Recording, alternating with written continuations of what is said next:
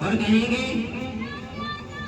कि हमें बीजेपी को हराना है, इसलिए समाजवादी को वोट करना। इलेक्शन याद करिए,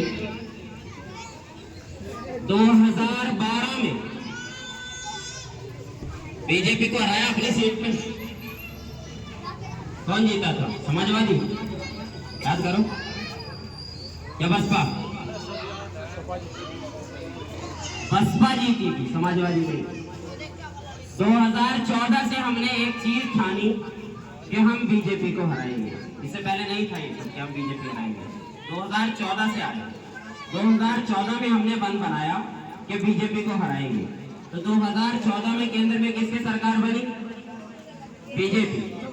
2017 में हमने एक बुनियाद पर वोट दिया कि हम बीजेपी को हराएंगे। उत्तर प्रदेश में सरकार किसकी बनी? बीजेपी। 2019 में हमने इसी बुनियाद पर वोट दिया कि हम बीजेपी को हराएंगे। वोट किसकी? सरकार किसकी बनी? बीजेपी। 2022 में हमने इसी बुनियाद पर वोट दिया कि हम बीजेपी हराएंगे। बोल देना, मैं झूठ तो नहीं बोल रहा हूँ। अगर झूठ बोल रहा हूँ आपके सामने खड़ा हूँ, आप सब यहाँ मौजूद हैं, पूछ सकते हैं सवाल। 2022 में हमने इस बुनियाद पर वोट दिया कि हम बीजेपी हराएंगे। सरकार किसकी बनी? बीजेपी। 2024 में हमने इसी बुनियाद पर वोट दिया कि हम बीजेपी को हराएंगे। सरकार किसकी बनी? बताओ। तो चोरी की बात छोड़िए, सबके सामने है सरकार। बीजेपी की बनी नहीं बनी? कब तक हराते रहेंगे? अपने बारे में आपने सोचा? हम हराते हैं, जिताते हैं। सोचिए, आप सोचते हैं बीजेपी हराएंगे, किसको जिताएंगे? अखिलेश को। बीजेपी हराएंगे, किसको जिताएंगे? बहन जी को। बीजेपी हराएंगे, किसको जिताएंगे? कांग्रेस को। बीजेपी हराएंगे, किसको जिताएंगे? आजाद समाज पार्टी को। आप कहाँ हैं? हारेगी बीजेपी, जीतेगी सपा। हारेगी बीजेपी, जीतेगी बसपा। हारेगी बीजेपी, जीतेगी कांग्रेस। आप कहाँ हैं? अपने बारे में भी तो सोचिए ना, आपको भी तो कुछ करना है ना। आप भी तो रहते हैं इस मुल्क में। आपकी बच्चियां जब स्कूल में जाती हैं, आपको मालूम है, वो बच्ची जो घर के अंदर हिजाब सर पे रखकर रहती है, दुपट्टा सर पे रखकर रहती है, वही बच्ची जब स्कूल में जाती है तो उसको दुपट्टा वहां से हटा के गले में डाल दिया जाता है। बोलता है कोई, आपकी बच्चियों को हक नहीं है उस तरह पढ़ने का जिस तरह वो अपने घर के माहौल में रहती हैं। सारी दुनिया को मालूम है कि मुसलमान बच्चियां हिजाब करती हैं, दुपट्टा सर पे रखती हैं, बुर्का पहनती हैं, पर्दे में रहती हैं। बताओ, सारी दुनिया को मालूम है नहीं है? सारी दुनिया तुम्हें कहती है कि तुम अपनी बच्चियों को नहीं पढ़ाते, और तुम्हारी बच्चियों को पढ़ाने के लिए आज तक किसी ने स्कूल दिया? अखिलेश यादव की 4 बार समाजवादी पार्टी की सरकार रही, 3 बार मुख्यमंत्री रहे माननीय मुलायम सिंह यादव, और 1 बार अखिलेश यादव। 4 बार मुख्यमंत्री रहे समाजवादी पार्टी के। लड़कियों का स्कूल है वो केरड़ी में? बनाया? नहीं बनाया, न बनाएंगे। आप कोई अपना स्कूल बनाइए, उस स्कूल के लिए एक कमरा मौजूदा जो भी विधायक हो, सांसद हो, किसी पार्टी का हो, अपने स्कूल के लिए मांग कर दे कि आपको पता चल जाएगा आपके वोट की अहमियत। हमने मांगा है, इसलिए कह रहे हैं। चंदन चौहान को विधायक बना करके भेजा।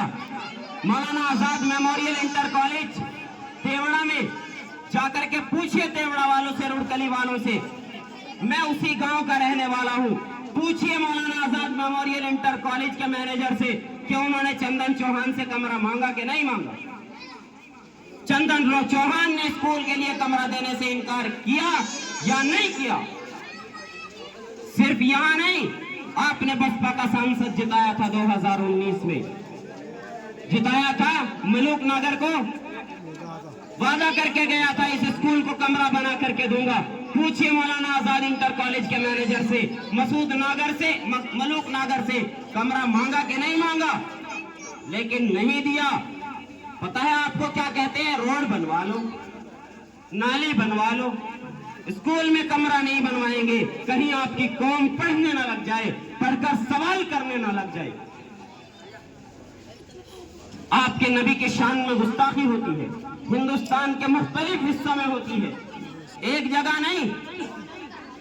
गंदी नाली के कीड़े नबी की शान में गुस्ताखी करने की कोशिश करते हैं और सारे सियासी लीडरान जो इस मुल्क में रहते हैं, जिसका संविधान कहता है कि यह मुल्क सेकुलर है, इस मुल्क की सरकार सेकुलर है, संविधान कहता है उस मुल्क में हमारे मजहबी पेशवा, हमारे नबी की शान में गुस्ताखी होती है, तमाम सियासी लीडर खामोश रहते हैं। अखिलेश यादव की जबान पर ताला, राहुल गांधी की जबान पर ताला, प्रियंका गांधी की जबान पर ताला, बहन मायावती की जबान पर ताला, चंद्रशेखर आजाद की जबान पर ताला, सबकी जबानों पर ताला लगा रहता है। बताओ आपके लिए, मेरे लिए नबी से बढ़कर हो सकता है कोई?